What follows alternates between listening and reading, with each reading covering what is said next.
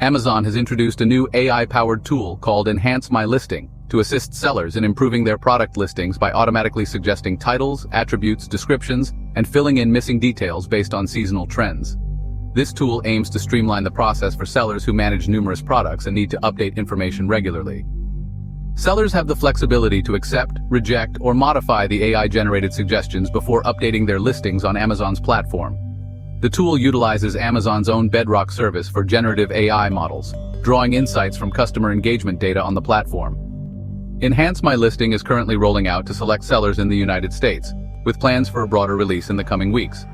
This initiative builds upon Amazon's previous efforts to integrate generative AI into seller tools, including features introduced in 2023 for writing product descriptions and a 2024 tool that allowed sellers to create listings from product URLs or images.